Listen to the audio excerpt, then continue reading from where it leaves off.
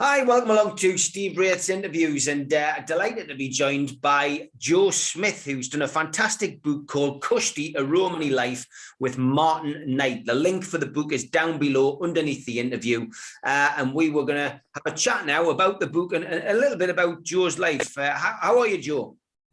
Yeah, good, thanks, Steve. Yourself? Yeah, great. Good to have you on. And just want to say a big thank you to a mutual friend of ours, Andy Scott, who introduced us and suggested I get you on. And just want to go back to the start, really. Tell us a little bit about your early life. Where were you born, Joe? Yeah, I was born in a place called Isleworth, West London.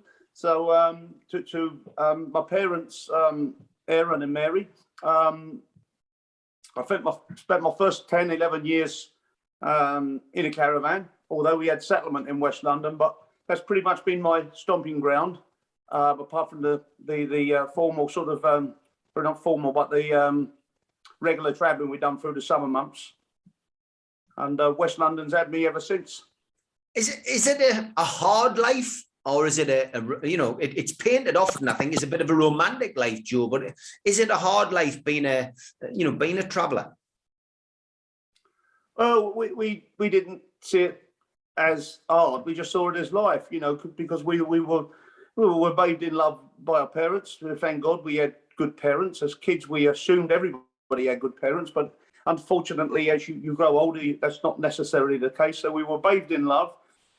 It was a different life. When we used to travel, things used to stick in my mind, like the Gorgia children, non-gypsy children would ask, like, how do we grab a wash? How do we have a wee? How do we have a poo? And all that stuff they would ask you, all that crap, and we would say, well, how do you go to school on a daily basis? Well, your dad has to get up at 9 o'clock to go to work. Does he really? And he had, all that stuff. So there were different worlds. They didn't quite understand us, and we didn't quite understand them. But, with the maturity of life and the settlement, I can see the vision clearly now from both sides. Example, my children have formal schooling, etc. So I'm on the fence now with a great big vision looking down at both camps, and it's wonderful seeing both sides. What kind of jobs did your mother and father do to make a living? But Dad was a scrap metal dealer, and just like his father and grandfather before him, but that could work whilst we travelled, because he had the skills and the knowledge. And my mum would sell you lucky ever and charms and read your hand and tell you what you wanted to hear. I think she just looked into the crystal ball and gives some good news out. Yeah, to get a couple of bob. Yeah. It's interesting you say that, because I often go to see a Romany traveller who tells fortunes, and I've got to be honest, I've never found her to be like that. I always felt that some may pull the wool over your eyes, but others, I think it can be quite a genuine thing. But yeah, interesting to hear that. The lucky heather as well. It seems to come with this, it seems to come with this threat of a curse if you don't buy it. Is that true? No, not at all. No, not at all. I mean, my mum would probably be a little more pleased with you if you did buy it, but no. It's rubbish. I mean, look, I'm not denying that some people can't see into the spiritual world and other things. I don't think my mother could. She just pretended she could, and she was only going to give people good news anyway. She wasn't going to deliver them bad stuff. But she'd probably be a little more patient if her palm was greased, if you like. I love that expression. Yeah. So, I mean, obviously, traveling from place to place, did you find that difficult as a child, not having not having your feet on one place and getting to know people, or did you enjoy that lifestyle? We loved it, because we would, as I say, we had settlement. In fact, we never had settlement for probably about the first 8 or 9 years of my life, and I was the baby for 8 years. I've got a younger brother and sister. I'm one of 6. But for about the first 8 years of my life, we didn't have settlement. Did we find it difficult? It's just a way of life, mate, really. For the old bill to come on and say, move on, and you have to move on, it was just part and parcel of what we'd done. It probably, if I went back now, having been an house dweller for quite some time, it probably might be a bit different now, and frustrating and difficult, but it wasn't at the time. It was part and parcel of life, Obviously, as a youngster, you play. What kind of things were you doing to amuse yourself? Were you getting up to mischief, or were you taking up a sport? Were you managing to do schooling? Oh, well, I didn't do schooling. It's strange. All my brothers and sisters did do schooling. Some, they didn't go to a secondary school, but they went to an infantry school. All my brothers and sisters. I don't think none of them went on to secondary school, but I was the only one, a little gap in the middle, that never went to school. So I would kill my time with vast predominance with my dad in the scrap metal truck. My dad was a lover of life. He was a drinking man like British culture was then. You know, when you had the restricted hours of the pub, he would often have a few beers in the afternoon and a few in the evening. But I met so many characters outside of pubs, and they were race goers, they were gambling men. And I felt like I grew up very much before my time. You know, I knew bookmakers slang and 30 bobs and pounds and hundredweights when children were still trying to work out what kilos, and I never even heard of bobs at my era because the decimalisation stopped in 1972. I was born in 71, and I was using all the old bobs and pennies and hundredweights and pounds and gallons still. I've met so many characters. So it was a sporting life amongst characters, really, for me, growing up. You talk about sporting life. Obviously, your grandfather, Reimer, was a big influence in your life, I guess, because he was the one that told you to reject the gypsy tradition of fighting and to take up a completely different type of sport, and that was golf. Yeah, very unusual. I think it's fair to say even my grandfather probably lived a life from his background, probably ahead of what was expected, should we say. So he would frequent, you know, he was a good fighter, a good solid professional amongst many thousands of professionals in them days. You know, the division's diluted now by about 90%, and I don't mean in quality, I mean in depth. You know, there's hard men then, hard men now, etc. But so he got around, and he was a seasoned fighter that fought for titles. So he would touch, you know, he would touch fame with celebrities and the gangsters alike. He wasn't a gangster, but he knocked around with a lot of them. But that bubble had burst for him. There's only so much of life in as a boxer, so he had such sporting requirements. He had to find a substitute, so he found it in golf. Very unusual for our background because it was quite a tough game. It was quite a snobs game back in, say he's retired, late 40s, 50s, 60s, 70s. I mean, it was very hard to get on golf courses and in those realms, but he did. And as a result, I used to pull his trolley as a 7-year-old, 6-year-old. So him and his playing partners, they'd always have a wager. They wouldn't play golf for fun, them boys. They would always have a wager on it. But they'd go ahead, and I would deliberately sit back 70, 80 yards, whatever it was, as a little 6 or 7-year-old, pop a ball out my granddad's zip and on the tee, and then I'd whack it, and before they would be turning heads. And where's this ball come from? And my grandfather would say, it's my little grandson, Joe. And that's how it all started in the game of golf for me. How old were you then, Joe? I was knocking the ball around from about 6 or 7-year-old. Wow. Yeah. And that was just brilliant. I mean, I used to hose it. I loved it. I mean, we loved our boxing. We liked our boxing, me and my brother. But this golf game, I was just so excited about it. You know, I was very fortunate that an old guy from Hampshire, Jim Needle, if any of his family ever hear this, I've mentioned it in the book, I'm forever indebted to him. He come in, give us a little bit of on-the-road teaching pronunciations of words, learnt me the ABC, and I quickly learned how to read with 5 or 6 weeks of teaching that he had given me. I picked up, and as I went reading papers, etc.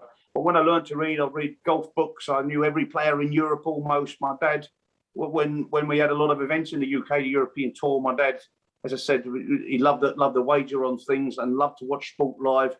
So I was lucky to grow up. Bernard Langer's my golfing hero, Seve Ballesteros, all of those guys, Faldo Wilson, all the top players in the world in Europe.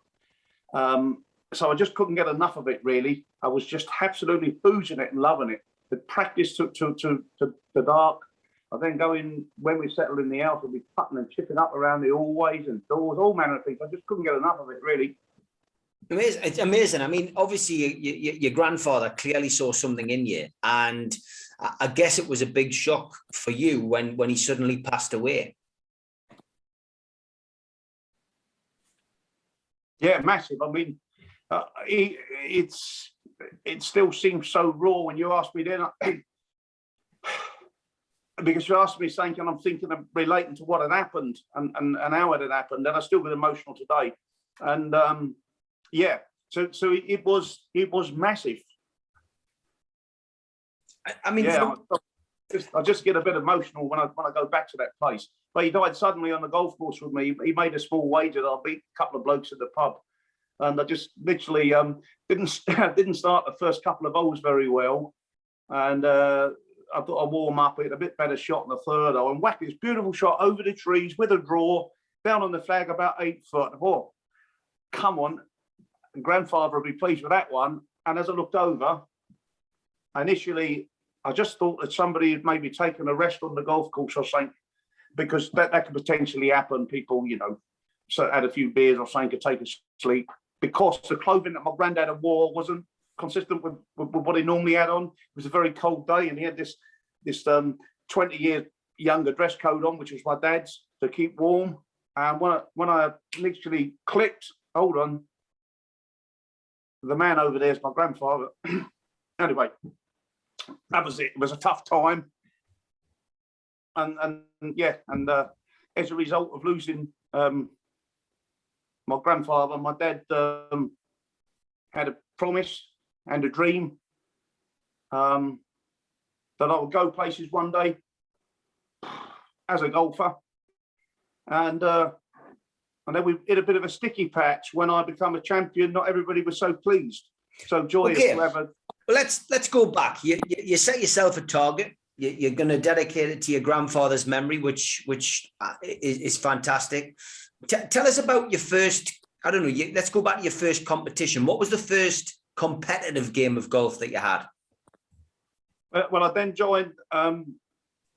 As a result of his passing, I then joined a public golf course, a municipal pay and play, because they weren't very easy to get into private golf clubs, but we could quite easily get into that one.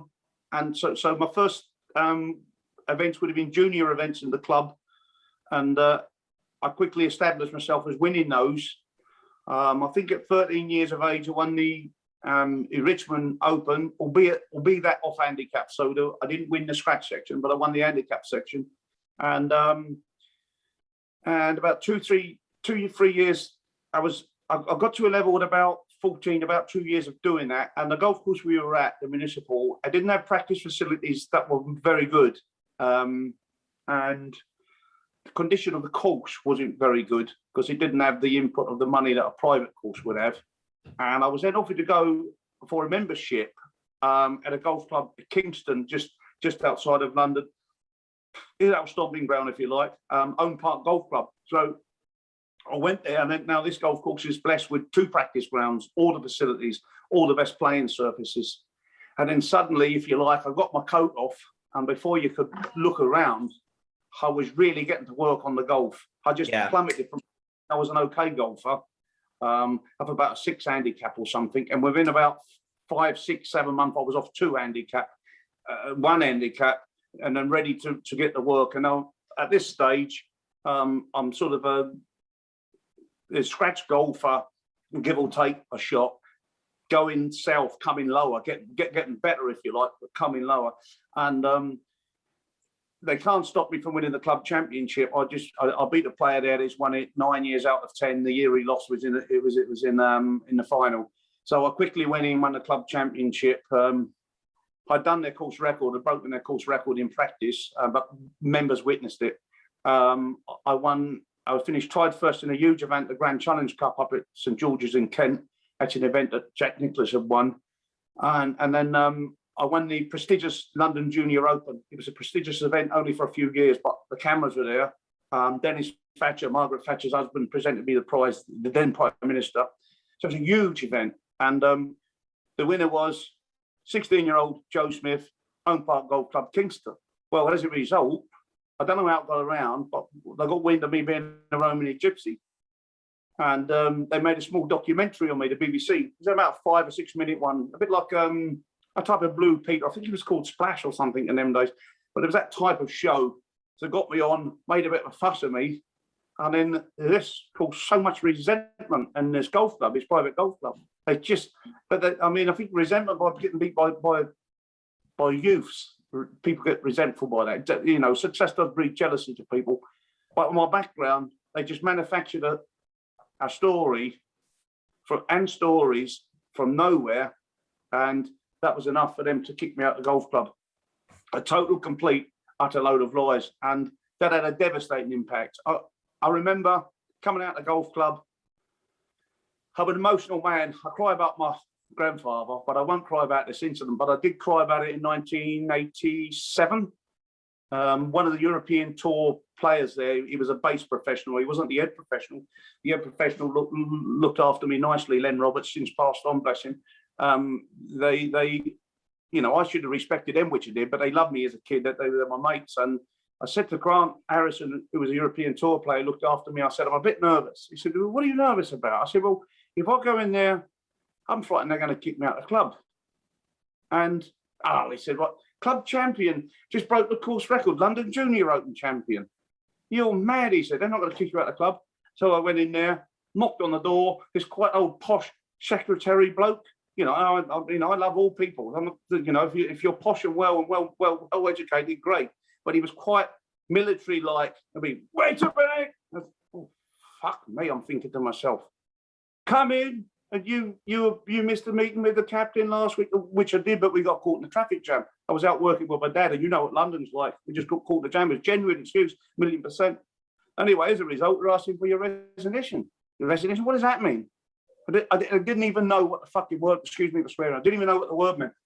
Resignation, you're asking my resignation. What does that mean? Basically, you've got to leave the golf club, and if you resign, we might let you back in when you're older, some 10 years later or whatever.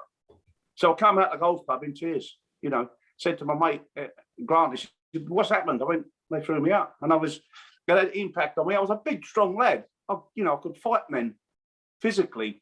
And I did fight men at that age physically. But I was screwed over by what was taken away from me. It had that sort of impact on me, you know. Amazing story. And you know, amazing to hear that, you know, you progressed and you got it to that level. Obviously, having to overcome that little bit of an issue which had developed. What was the next step from there? Well, the next step from there was life and going forward. I then went to a municipal golf course, back to a municipal, because trust me, it sounds a bit faveled and difficult for people to believe now, but we're only going back 35 years ago, not even that, possibly 33, 4 years ago. If you go back then, it was every time you went to a golf club, you had to have a background check. Yeah, it was like somebody getting sacked for something, trying to get another job in the same industry. Seriously, that's how difficult it was. And I was in total fear of approaching another private golf club. I had a few people stood my corner, so I went back to a municipal golf course, and I was back to the same position. I was playing fairly good golf, but the bumpy greens and the not good facilities to practice and progress. Because I'm now at 16, you're at a real key learning curve in golfing terms, and probably in most sporting terms. But it's now key how I get coached successfully and how I practice and things. But it was never quite the same at the public golf course, Sounds of Leaf. And we just started running around, and instead of having my 8-10 hours a day on the private golf club, we were stuck in around a council estate, and there's nothing wrong with that at all. I'm blaming anybody. But I just developed around my friends, and I did think we were brought up in quite a violent era in that time. And before we knew it, we were fighting and stuff and shit like that. And a couple of fights erupted where I was big underdog, a family dispute, as a knuckle fight, and it was waged heavily against me. I wouldn't win. He was a professional fighter, and I did. And I was only just about 18, and that's where then their reputation started to build. So I guess going from those false accusations that were made against you, where you were asked to leave the golf club, then yeah, I guess your self-esteem, you know, was affected, and you know that in itself led to this anger that burned inside you, which led you into the bare knuckle boxing.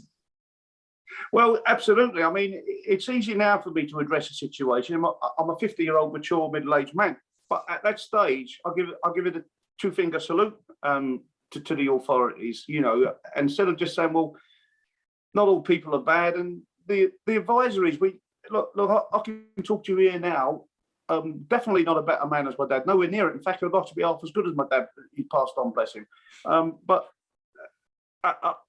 doors have opened and maturity's opened, and with my achievements and my experience talking some with the media, some with radio, some with press, etc., over my sporting life, I've got a bit more. My parents were lovely people, but they weren't in this sort of in them days. They weren't in this position to go up and challenge a committee or something. They were so much beaten down by people and stuff. They held their own in their own way, and but they weren't up on this challenge. And if it happened to my lad now, they would know about it, not physically, because that's a stupid way. That's the way they would expect it to happen. Yeah. But I'd stand front foot, nose to nose, and they wouldn't beat me verbally. No way. They just wouldn't beat me. Morally, I would just stand on and beat them. I know I would, but I didn't have that backing. I had love, but I didn't have anybody with that experience. I mean, the world of bare knuckle fighting goes hand in hand, it has to be said, on most occasions with crime. Did you get sucked into that? Yeah, we then become crime, because what happens with my bare knuckle fighting, believe it or not, all my adult fights, I had tons of fights from a little boy. Although we had golf, I stayed on a site where my first bare knuckle fight was 7-year-old with a cousin who just so happened to be dead evenly matched. He become a good fighter of his time, another heavyweight. But anyway, so I was used to that stuff, but it wasn't. My cousin enjoyed fighting. I didn't. I just had to respond to him. It was sink or swim. But for me, I won all my adult fights from 15, 16, 17, 18, 19. And that was it. So a big reputation I built, because not that I've beaten fighters. I don't only beaten them, I've beaten them as a boy. And then suddenly he was pats on the back. This boy, he can do that. He's beat him and he's 18. He beat him in his 17. He beat him in his 19. He's 28. I thought he could fight. But all that shit, all the pats on the back, led into people being really nice to you. Yeah. Hello, mate. How are you? And what a load of shit that was. It was so much false nice. It was false nice because I was capable of breaking somebody's nose. I now know that's not the nice you need. You need nice. And everybody likes if you tell me a man that doesn't like his ego massage, you probably tell me a liar. So all this ego massaging, we suddenly thought we was something out there, and then we were getting offered crime, we were getting offered bits of work, because, you're now a face. People want to be around you. You're only 19 or 20, you want to be around you. And all of that led to a bit of crime, mate. Yes, that led to some crime. What kind of crime were you involved in? It was good old honest crime. It was only a bit of commercial thieving and stuff like that, and taking stuff, not on factory robberies and shit like stuff like that, and organised stuff. We know where there's some of this and a load of that. It was never personal to people, in that sense. Look, crime is crime. I'm not saying it's the right thing. In fact, I'm not. It's probably the wrong thing.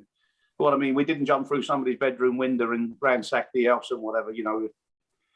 Yeah, it was commercial crime. I mean, from your perspective, though, did there come a point where you realised, I've got to get back on track. I've got to change things. Did the police come knocking? Did you come close to prison? Oh yeah, I mean, porridge was on the door. I always said that when you don't get porridge, and you're a criminal, there's for two reasons. One, you're very lucky, or one, you're a snitch. Yeah. Well, thankfully, I was very lucky, and it come close to home. And eventually, I did do a little bit of porridge here and there on remand. And in fact, once when I was innocent. But anyway, we'll talk about that. But no, it come down, and also there's a lot of violence attached, and you got around these people that pretended they were faces and names, and when you work it out, they had no bollocks at all. So really wanted front men all the time. And one thing I've made mistakes, and I'll hold my hands up to that, and I'll be forever sorry for the people I make mistakes towards. and I say sorry openly now. I was never intentionally, I went out to hurt anybody, or so the criminality or whatever happened, I was saying that I made a mistake through naivety, not through planning. I never planned, right, I'm going over there to hurt that bloke. And that never was in my vocabulary, not in my art. But things happen, things got crossed. Inevitably, people get hurt along the way. So I'm sorry for that, but it was never planned. It's naivety. But one thing I'm good at, if anything, I was a good learner. So I was starting to learn quickly, you know. As I said to you earlier, as a 7-year-old, I was more mature. As a 14-year-old, I was more mature. As an 18-year-old. So as a 20-year-old, I felt like I was 30, looking back now. And I learned quickly. And my dad said to me, I was staying up the road with some family up in Essex. And my dad come to meet me. He said, one of your friends are going to become a golf professional. Why don't you go and join him? I don't have much money, he said, but I'll sponsor you for the event and go and do it. Why don't you? So all right, let's go for it. So I went and done it. So, but at this stage, you've got to bear in mind, the young boy that was confidently splitting the fairways, hitting the ball on the green and doing his business, by my admissions, was broken. But I went out to Sweden. My first round, if anybody knows about golf, they'll laugh, but I'm an honest man. My first professional round was 94, and I think my second one was 87 or something. And there you go. And so I've just, you know, so what do I give up? Do I keep going? So the promise I made to my grandfather, I will become a golf professional. I was now a golf professional. You couldn't then become, it's another thing that people would struggle to understand. Back in those days, when you turned professional, you couldn't go back as an amateur unless you waited 2 years, just by playing one event. So I persevered with the professional bit, and it took me a whole of 1 year to break 80. So that's how bad I was. The whole season, I couldn't even break 80 by my admissions. I was probably the worst golf professional in the UK, but do you sink or swim? And if I knew how to give up, I would have, but I didn't know how to. So I kept going. And this coupled with, I start now meeting some nice people. You know, don't get me wrong, I've got lots of good mates who are criminals and in the underworld and stuff. And I love them, and a lot of them are my mates. But there's also a lot of false crap on the edges, yeah, around the way. So I'm now meeting people. So not all the people I was big in my ego are bad people, but a lot of them weren't true. And now I'm meeting people in clubhouses. Hello, mate. Well played. You'll play better. We're now going on practice grounds, trying to get better, trying to help each other. And this wonderful way of life has now got me hooked again. I'm now determined. I know I'm the laughing stock of the professionals. I knew that. I knew that bang on, 100%. This coupled with meeting my beautiful wife. I just met her one day in a pub, and I want to know who this girl is. And I got in touch with my insistence and persistence, and she agreed a date. And we then married, and she supported my golf. So I was still working around it because I was so bad I couldn't support it as a full-time player. But my persistence and insistence, eventually, I started turning some heads in the professionals. You know, I mean, that in itself is a victory. You overcame the prejudice, and as you're as you're starting to overturn the prejudice, you've walked away from the crime and the bare knuckle. You've got what every good man needs, which is a good woman behind you and supporting you. And I think everybody who is in a long-term relationship can accept that behind every great man is a great woman. I think ultimately that just you can already see how it developed in what it became. I mean, I just want to concentrate on the golf for a second. You know, were there any parts of your game that you had to work on more than others? Well, all of it, because I was shot. I was shot confidently, confidence-wise. I was shot. You know, I was looking at, as I said to you, I knew I was a laughing stock. I had to tidy up on my dress code because every single thing, these people are out. So I'm going to tidy up my dress code and bang. I'm going to get a professional tour bag, then bang, and I'm going to improve my driving. I'm going to break 80, then I'm going to break 80, then I'm going to break 75, and then I break 75, then I'm going to break 70.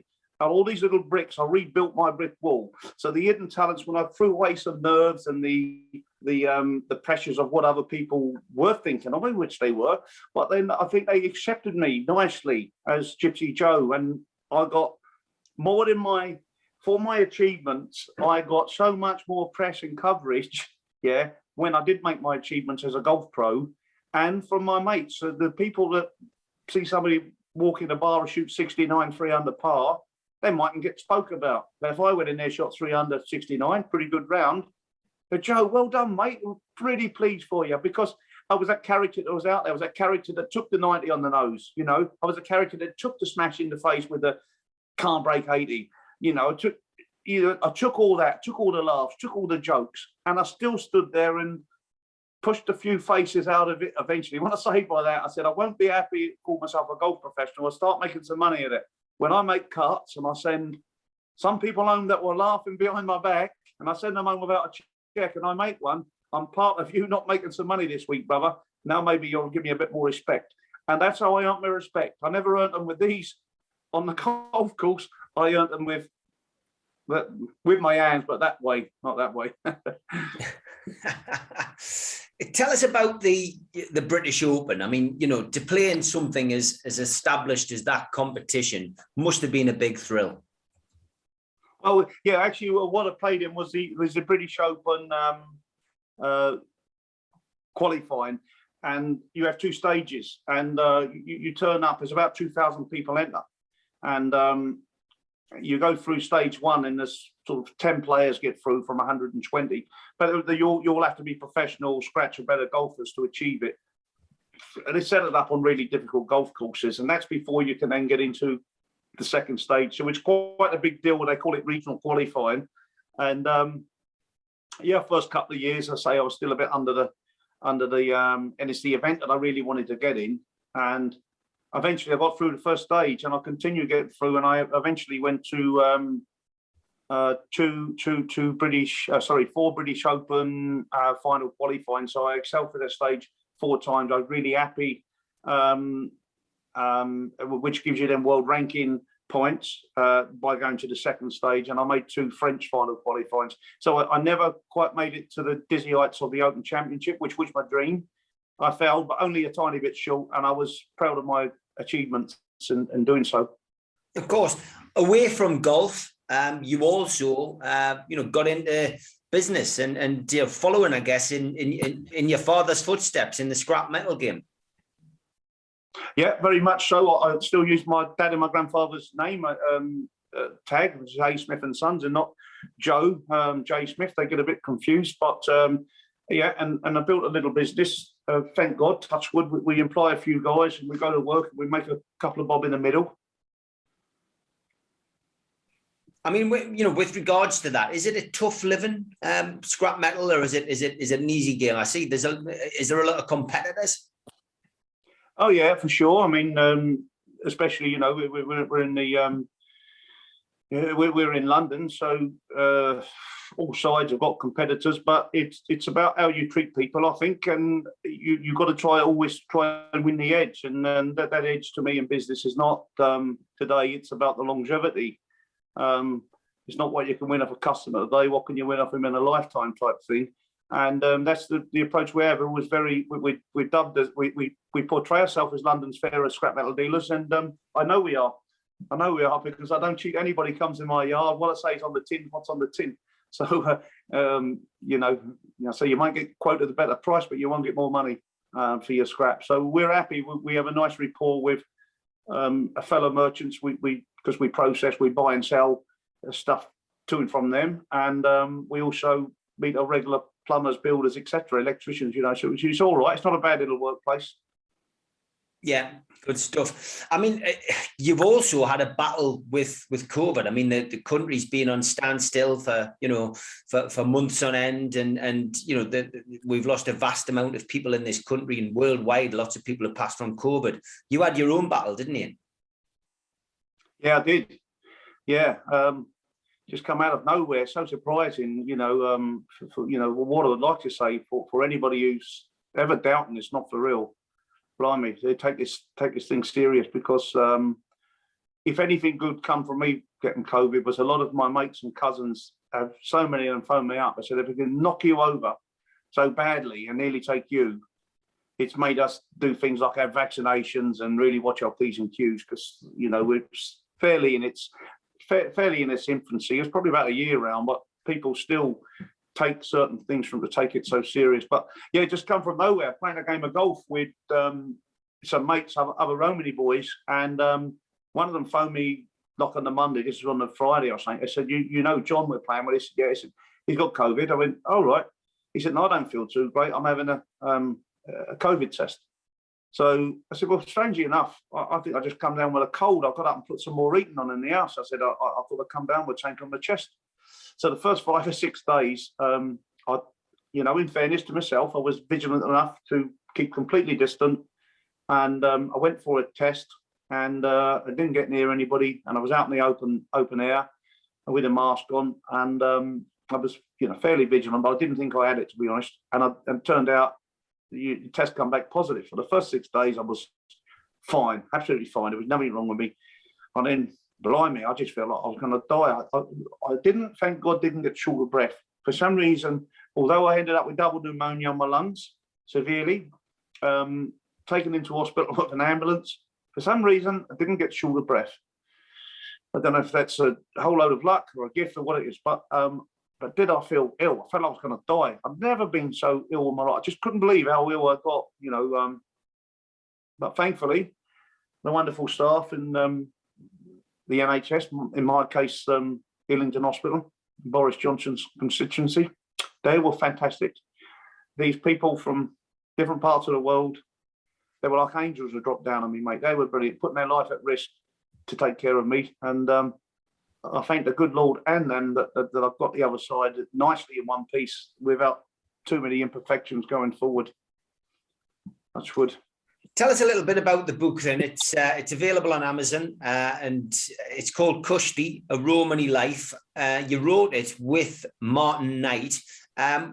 How did the idea about doing the book come about? Well, it was like, I just thought there was a story there to tell. And I asked Martin, what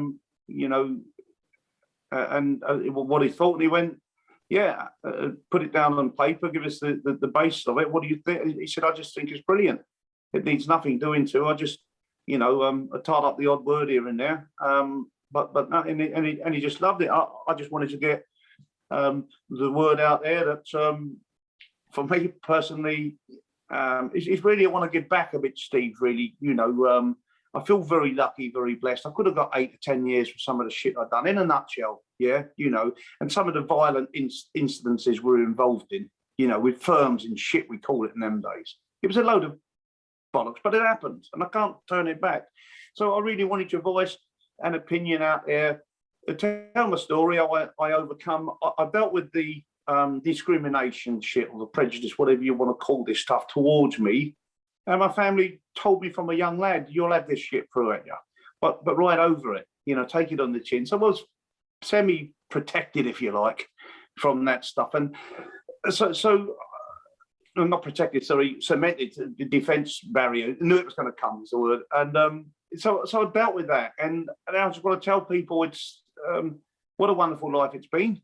There's imperfections everywhere. And it wasn't perfect, but it's been a wonderful life. I overcome some obstacles and barriers, and I want to send a message out there to any of the young lads listening that sport is wonderful, boxing's wonderful, but all the violence and crap, it's just not worth it, mate. If I play any role model to you boys in any sense, just all walk hand in hand with your girlfriends in the cinema or a pub and enjoy a meal together. Don't enjoy a ruck on the streets. Just want to get a little bit like that, really. Message out there and enjoy telling the story. You got any hopes or dreams or ambitions for the future, Joe? Absolutely. When they go, it's probably time for me to go. I always have ambitions, so I'm still an ambitious golfer. I'm back as an amateur now, and it's been a bad golf year for me. I'm awaiting some surgery in my left elbow, and yes, but I still harbour some ambitions to now play in maybe the Senior Open Championship. It sounds a bit holdy-woldy, but that's what it is. I'm 50-year-old, and I still travel around Europe. Yeah, so that's one of my ambitions.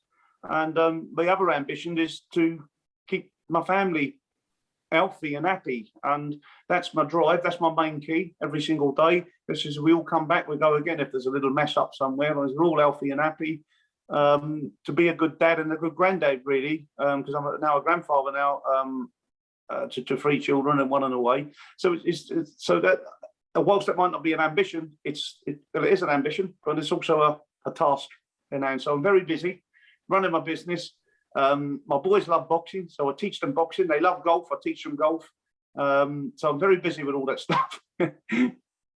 I mean, looking at what you touched on earlier, and that's the prejudice against the travelling community.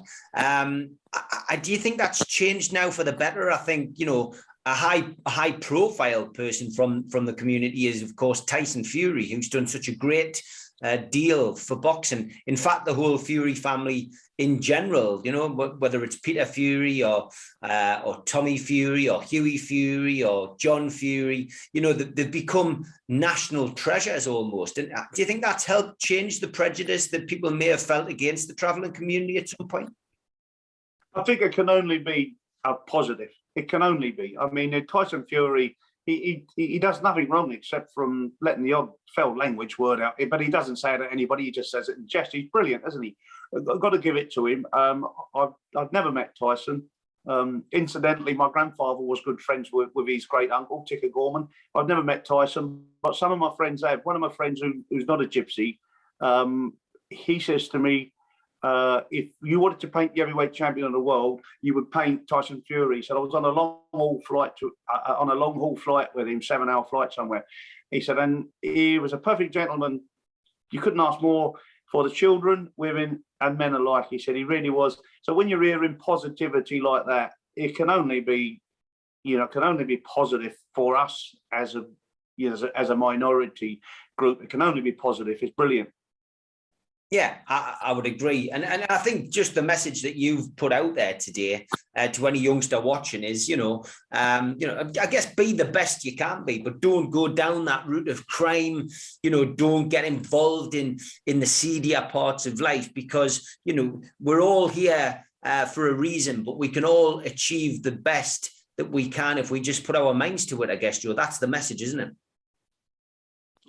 100%. Yeah, you couldn't agree more. But it is down to, I say, you know, it's down to role models. So Tyson Fury's a perfect role model. Hopefully I'll play a small role model, and, you know, hopefully I'm respected in my side of London and England, etc. So I've been respected a little bit. If I put this voice over, I'm doing my little bit, my piece. And somebody with a massive voice like Tyson Fury, I think he'd clearly get that over.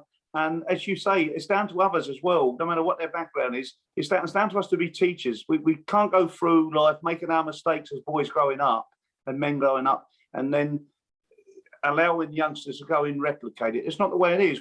It's decent, upright, standing people. We've got to teach the younger generation for the better, for sure. Yeah, 100%. Any message for people watching at home today?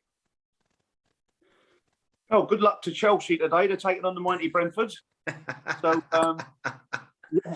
So good luck to the Blues. Are you a big Blues? Are you a big Blues fan then? No, like bollocks, I am. I'm a Brentford boy, mate. Oh, you're Brentford. Well, you must be over the moon then, because Newcastle United, and of course, many people who watch my podcasts know that we predominantly do Newcastle United based stuff. You must be delighted with the progression of one of our own, Ivan Toney. Oh yeah, I didn't know that. I didn't know that he come through your ranks. I didn't know that. I know came from Newcastle. Unfortunately, Newcastle didn't deem him good enough to keep him on, and he ended up at Brentford. Yeah, well, we got him. I thought we got him on. Did we get him from loan, or we got him from Peterborough on loan or something? Which is still with Newcastle. I didn't know his roots anyway. Brilliant player. Yeah, he's just a good goal scorer and a good playmaker as well. You see some stuff off the ball and stuff. Yeah, he's good. Yeah. Yes, I'm very happy with Ivan Toney, and it's a bit of got to keep pinching ourselves where we're at, Brentford, at the moment. You know. What about golf as well? I mean, you touched on Bernard Langer and Seve Ballesteros. Which golf players do you enjoy watching now? It's a bit different now. It's an explosive game. The club and the ball makes the ball go massively further, and they take some of the skill out, but they're still brilliant, no doubt.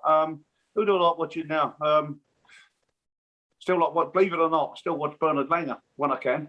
if he still plays in the major events at 60, which are like the Open Championship, we still go around and watch him all 4 rounds because we love his skill set and his shot making. But yeah, just respect them all really.